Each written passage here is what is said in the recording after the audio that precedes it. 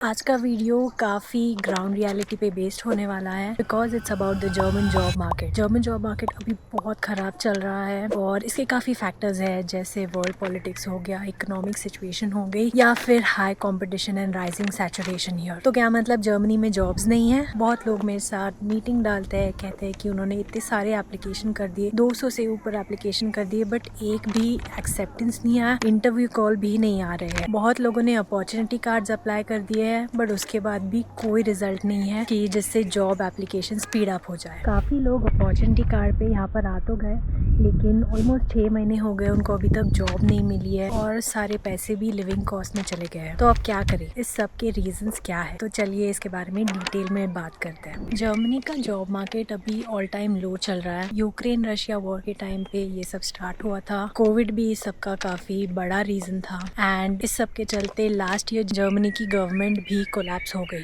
अभी last month ही यहाँ पे इलेक्शंस हुए, तो जब तक ये गवर्नमेंट फॉर्म नहीं होती, उनके क्या एजेंडाज है, वो किस चीज़ को सपोर्ट कर रहे हैं, उसके वजह से कौन से जॉब क्रिएट होंगे, ये सब पता नहीं चलता। तब तक काफ़ी अनसर्टिनिटी रहेगी यहाँ पे। तो इसलिए काफ़ी कंपनी सेव कर रहे हैं, बहुत सारी कंपनीज ले ऑफ कर रहे हैं, क्योंकि in general world economic situation ही इतनी स्टेबल नहीं है। ये बड़े कंपनीज ले ऑफ करके दूसरे कंट्रीज में जॉब्स दे रहे हैं जहाँ पे लेबर कॉस्ट इतने हाई नहीं है जितनी कि जर्मनी में है, और स्टार्टअप्स बैंक्रप्सी फाइल कर रहे हैं। और काफ़ी फेसबुक ग्रुप्स में भी आजकल मैं देख रही हूँ कि बहुत सारे इंडियंस हैं जो पोस्ट कर रहे हैं कि यहाँ पे जॉब नहीं है, या फिर जॉब से उनको टर्मिनेशन लेटर आ गया और उनको पता नहीं है कि आगे क्या करना है। ऐसे केसेस में ज़्यादातर एम्प्लॉयज़ जो फायर होते हैं वो मोस्टली होते हैं जो प्रोबेशन पे है, या फिर कम एक्सपीरियंस वाले हैं, स्टूडेंट्स हैं, या फिर जो बहुत एजेड है और जिनका रिटायरमेंट एज पास आ रहा है, तो उनके लिए अर्ली रिटायरमेंट स्कीम्स निकलती है और वो भी ले ऑफ हो जाते हैं। मोस्टली टेक सेक्टर अफेक्ट होता है, क्योंकि इतनी डिफिकल्ट सिचुएशन में कंपनीज चाहती है कि वो नए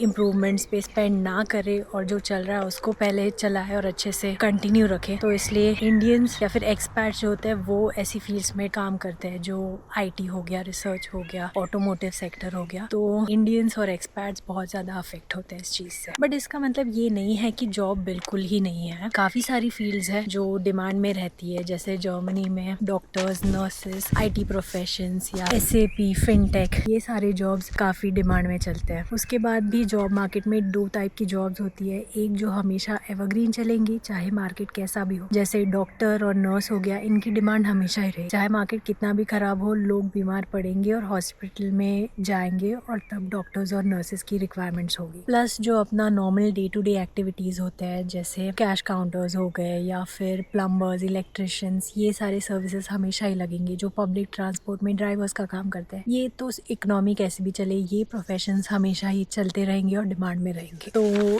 इसमें अब जर्मनी की गवर्नमेंट कहती है कि यहाँ पे बहुत जॉब्स है, और हाल ही में न्यूज़ निकली थी कि 4 लाख पोजीशंस ओपन है और बहुत लेबर शॉर्टेज है। बट ऐसा नहीं है कि सारा लेबर शॉर्टेज IT में है, काफ़ी सारा लेबर शॉर्टेज ऐसी जॉब्स में है, जैसे ड्राइवर्स हो गया, कंस्ट्रक्शन वर्कर्स हो गए, या फिर रूफिंग के काम करने वाले हो गए, प्लम्बर्स, इलेक्ट्रिशियंस, टेक्नीशियंस, ये सब जॉब्स में ज़्यादा लेबर शॉर्टेज है compare to other fields. Other field से तो स्टूडेंट्स आते रहते हैं और जर्मन सीखते हैं, तो उससे तो काफ़ी ये रिक्वायरमेंट फुलफिल हो जाती है। या फिर इंडिया से लोगों को पता चल गया कि अप्लाई कर सकते हैं जर्मनी में, तो ये जॉब्स इजीली फिल हो रही है। बट जो दूसरी जॉब्स है उनमें ज़्यादा प्रॉब्लम है। तो IT में हाई डिमांड सेक्टर्स की फील्ड्स है, जैसे data analytics, fintech, AI, cloud computing, ये सब फील्ड्स में काफ़ी डिमांड है। एक प्रॉब्लम मैं काफ़ी देखती हूँ लोगों में कि लोग अपॉर्चुनिटी कार्ड अप्लाई कर रहे हैं। तो जब मैं पूछती हूँ उनको कि आपने अप्लाई करके देखा जर्मन मार्केट में, आपको क्या रिस्पॉन्स आया, तो कहते नहीं, हमने तो अप्लाई नहीं किया, हमारा CV रेडी नहीं है। जैसे आज ही मैंने किसी से बात की, उनका CV 5 पेज का था, which is no go. Like ऐसी CV लेके आप इंडिया के मार्केट में भी नहीं अप्लाई कर सकते। आपका CV 2 पेज का होना चाहिए। और उन्होंने कभी अप्लाई नहीं किया इंडिया के बाहर एंड अपॉर्चुनिटी कार्ड अप्लाई कर दिया। तो this is a very wrong way of approach. तो उन्होंने बताया कि कंसल्टेंसी के पास गए, कंसल्टेंसी ने बताया हाँ काफी डिमांड है, जर्मनी में बहुत जॉब्स है, लेबर शॉर्टेज है, आप अप्लाई करो और उनसे काफी पैसे ले लो। अब कंसल्टेंट्स 80,000 10,000 लेता है और अपॉर्चुनिटी कार्ड का कॉस्ट सिर्फ 10,000 तक आता है। तो this is a big discrepancy. मुझे ये कहना है कि आप अपनी रिसर्च खुद करें, कंसल्टेंट्स पे भरोसा नहीं करें, क्योंकि इतने पैसे देने के बाद भी आप यहाँ पे आएंगे और पता चलेगा कि नॉन टेक फील्ड के लिए जर्मनी रिक्वायरमेंट है और जॉब नहीं मिल रहा, तो आपके ही पैसे डूबेंगे, आपका टाइम जाएगा। तो इट्स बेटर कि आप पहले रिसर्च करो आपकी फील्ड की डिमांड कैसी है। और बहुत सारे स्टूडेंट्स भी होते हैं जो कंसल्टेंट्स का सुन के यहाँ पे आ जाते हैं, इंग्लिश डिग्री करते हैं, प्राइवेट यूनिवर्सिटी ले लेते हैं, जो मेरे व्यू में इस इकोनॉमिक सिचुएशन में बहुत गलत बात है, क्योंकि प्राइवेट यूनिवर्सिटी आपको चार्ज करेगी 20 lakhs to 25 lakhs, जो बहुत ज़्यादा है जर्मनी में पढ़ने के लिए। मैंने खुद 2 लाख से ज़्यादा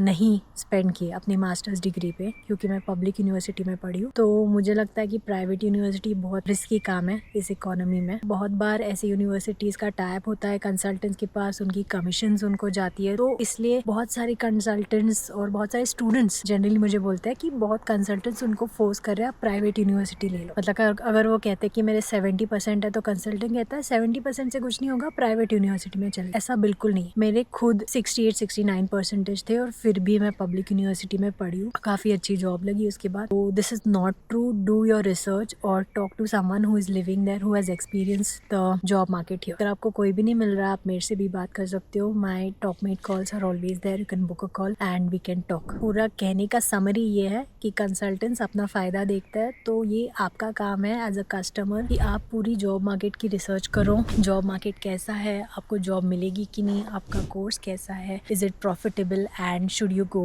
for this course. The biggest problem right now compare to 3 years back is the high competition. तो अभी क्या हो रहा है कि सबको पता चल गया कि जर्मनी में पूरी वर्ल्ड से जॉब अप्लाई कर सकते हैं आराम से। तो इसलिए यूएस से, साउथ अमेरिका से, इंडिया से, चाइना से, मतलब हर कंट्री से लोग अप्लाई कर रहे हैं, इन एडिशन टू जो ऑलरेडी जर्मनी की पॉपुलेशन है और यूरोप की पॉपुलेशन है जो ऑलरेडी इस मार्केट में अप्लाई करना चाहती है। जर्मनी का जॉब मार्केट छोटा सा है, मतलब इंडिया से कंपेयर करो तो महाराष्ट्र की साइज का होगा जर्मनी, और वहाँ पे अगर पूरी दुनिया के लोग अप्लाई करेंगे तो आप ही सोचो कि कैसे हो जाएगा जॉब मार्केट। वही सिचुएशन है, जॉब मार्केट ओवर सैचुरेटेड हो चुका है, बहुत हाई कंपटीशन है। लिंक्डइन पे भी आप देखोगे तो एक पोजीशन के लिए 300 लोग अप्लाई कर। अब वो बेचारा एचआर भी कैसे लोगों को इन सब में से सॉर्ट आउट करेगा और सिलेक्ट करेगा कि एक एप्लीकेशन के लिए 300 लोग आ गए, तो कैसे आपका सीवी हाईलाइट होगा इस सब चीज़। और ये सिर्फ फुल टाइम जॉब्स की बात नहीं है, पार्ट टाइम जॉब में भी यही हो रहा है। मैं जितने भी स्टूडेंट से बात करती हूँ वो लोग मुझे कहते हैं कि वर्किंग स्टूडेंट की जॉब नहीं मिल रही। खुद मेरे भाई को भी इतने सारे एप्लीकेशन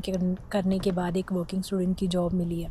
इंटर्नशिप्स में भी वही हाल है कि नहीं मिल रही इंटर्नशिप, बहुत सारे रिजेक्शंस आ रहे हैं। फिर पार्ट टाइम जॉब्स में भी जो रेस्टोरेंट वाली जॉब होती है, शॉप्स में जॉब होती है, उनमें भी काफ़ी प्रॉब्लम है, लोगों को इतनी इजीली नहीं मिल रही है। प्लस वहाँ पे जर्मन का रिक्वायरमेंट होता है। तो अगर आप पढ़ने भी आए हो, आपका कोर्स इंग्लिश में है और नॉर्मल जॉब जैसे वर्किंग स्टूडेंट इंटर्नशिप नहीं मिल रही है, तो रेस्टोरेंट में जॉब करना पड़ेगा और वहाँ जर्मन के बिना नहीं होने वाला। ये सारी चीज़ें कंसल्टेंट्स आपको नहीं बताते, ये वही लोग बता सकते हैं जो यहाँ पे पढ़े हैं या फिर यहाँ पे रहते हैं या फिर यहाँ का थोड़ा एक्सपीरियंस है। इसलिए मैं कहती हूँ कि कंसल्टेंट्स का मत सुनो, पहले आप लोगों से बात करो जो आपको ग्राउंड रियलिटी बता पाएंगे। यहाँ पे सबसे ज़्यादा प्रॉब्लम होता है फ्रेशर्स को या फिर उनको जिनकी नॉन टेक डिग्रीज है, मैनेजमेंट की डिग्रीज है, कि ऑलरेडी इतने एक्सपीरियंस लोग अप्लाई कर रहे हैं, तो फिर कोई कंपनी फ्रेशर्स को क्यों कंसिडर करेगी। फ्रेशर्स की सैलरी और किसी इंसान की सैलरी जो 1 या 2 years एक्सपीरियंस है वो ऑलमोस्ट सिमिलर होता है। तो इसलिए कंपनी प्रेफर करती है कि एक्सपीरियंस वाले को ही लो कंपेयर टू फ्रेशर। और इतने सारे लोग अवेलेबल है, हाई कॉम्पिटिशन, तो फिर ऑप्शंस भी ज़्यादा है कंपनी के पास फ्रेशर्स को ना सिलेक्ट करने का। दूसरे लोग जो इसमें फंसते हैं वो है MBA करने आए हुए लोग या फिर मैनेजमेंट वाले लोग, क्योंकि मैनेजमेंट के लिए ऑलरेडी जर्मनी में काफ़ी लोग हैं। जर्मन्स जनरली मैनेजमेंट सब्जेक्ट्स लेते हैं क्योंकि उसमें जर्मन की रिक्वायरमेंट होती है। एज अ मैनेजर या फिर someone who is working in sales, उनको कस्टमर से बात करनी होती है। लॉजिस्टिक्स में अगर आप काम कर रहे हो तो आपको लोअर लेवल ड्राइवर्स या फिर जो भी है सप्लायर, उससे लेके हायर मैनेजमेंट तक प्रेजेंटेशन करने पड़ते हैं, बात करनी पड़ती है। तो उस सब चीज़ के लिए जर्मन लैंग्वेज की काफ़ी ज़्यादा रिक्वायरमेंट है। और इसमें मैनेजमेंट वालों को ये प्रॉब्लम आता है कि लैंग्वेज नहीं आती। कंसल्टेंट कहता है इंग्लिश जॉब ले लो, जर्मन इंटरनेशनल मार्केट है, इंग्लिश बात करेंगे। ये सच नहीं है। मैं खुद 3 इंटरनेशनल कंपनीज में काम कर चुकी चुकी हूँ। तीनों बार मेरी जॉब जर्मन में थी, इंग्लिश में नहीं बोलना था। मतलब बड़ी बड़ी कंपनी जिनकी एम्प्लॉय काउंट 50,000 से अबव है, वो सब कंपनीज में भी जर्मन ही बात करते हैं। मैं खुद IT में काम करती हूँ, फिर भी मेरा रोज का काम जर्मन में ही होता है। हमारे यहाँ डॉक्यूमेंट भी इंग्लिश में नहीं बनता है, और अगर कोई इंग्लिश बोलता है तो सिर्फ उसका प्रॉब्लम डिस्कस करने के लिए इंग्लिश में बोला जाता है, बाकी पूरी मीटिंग जर्मन में ही लेते हैं, क्योंकि यहाँ के लोग जर्मन ही बात करते हैं, ये इनकी लैंग्वेज है। अगर हम इंडिया में होंगे या फिर सपोज पुणे की कोई कंपनी है और वहाँ पे सब लोग मराठी बात कर रहे हैं और एक कोई बंदा उसको सिर्फ इंग्लिश आती है, तो उसके लिए इंग्लिश में क्यों स्विच करेंगे, सब मराठी में ही बात करेंगे। उस टाइप का सिचुएशन हो जाता है। और इनकी पढ़ाई भी जर्मन में होती है, तो उनको इंग्लिश नहीं होता जैसे हमें होता है इंडिया में। That's why German is preferred for them. अब जैसे मैंने बताया कि जर्मनी का जॉब मार्केट इतना छोटा सा है और यहाँ पे इतने सारे लोग अप्लाई कर रहे हैं, तो जो एम्प्लॉयर्स होते हैं उनके पास क्राइटेरिया स्ट्रिक्ट करने के अलावा कोई भी ऑप्शन नहीं बचता है। क्योंकि अगर 200 लोग अप्लाई करेंगे तो ऑब्वियसली कंपनी प्रेफर करेगी कि ऐसे इंसान को लो जिसको जर्मन तो आती है, तो इसलिए इंग्लिश वाले सारे पहले ही निकल जाते हैं, उससे कंपटीशन हाफ हो जाता है। तो समझ लो 200 लोगों ने अप्लाई किया और उसमें से 100 इंडिया से अप्लाई कर रहे हैं, तो ऑफकोर्स सबको जर्मन नहीं आती, तो उधर ही 100 लोग निकल गए, तो HR का काम ईजी हो गया। तो और इंग्लिश जॉब्स पहले ही इतनी इजीली नहीं मिलती है अभी जितनी कि मैं जब अप्लाई करी थी तब मिल रही थी। तो अगर आपको जर्मनी अप्लाई करना है तो B1 B2 के बिना बिल्कुल अप्लाई मत करना, रिजेक्शन के चांसेस बहुत ज़्यादा है। और इसमें किसका फ़ायदा है, जैसे इंग्लिश जॉब को अप्लाई करने में अभी भी किसके पास चांस है, तो उन लोगों के पास जो अपनी फील्ड में बहुत ज़्यादा एक्सपर्ट है, या फिर वो लोग जो बहुत हाई डिमांड फील्ड्स में काम करते हैं, जैसे AI या फिर Gen AI हो गया, वो इतनी न्यू फील्ड्स है, उसमें लोगों की सच में ज़रूरत है। तो बड़ी कंपनी ऑफ कोर्स प्रेफर करेगी जिसके पास एक्सपीरियंस हो उसको ही ले। एक चीज़ मैं बताऊंगी कि इंग्लिश जॉब में बहुत हाई कंपटीशन होती है, क्योंकि जर्मन कम लोगों को आती है। तो ऐसे जॉब्स हैं ऑलरेडी बहुत ज़्यादा लोग अप्लाई कर रहे होंगे, तो आपका चांस मिलने का या फिर आपको इंटरव्यू आने का जो प्रोबेबिलिटी है वो ऑलरेडी बहुत कम है। मोस्टली इंग्लिश प्रेफर्ड होता है, बड़ी कंपनीज में नहीं। हमें लगता है कि जो बड़ी बड़ी कंपनीज है, इंटरनेशनल है, जैसे ऑडी, BMW, सीमेंस हो गया, उनमें इंग्लिश चलता होगा, ऐसा नहीं है। उन्हीं में जर्मन चलता है। अगर आपको इंग्लिश जॉब चाहिए तो आपको छोटी कंपनीज या फिर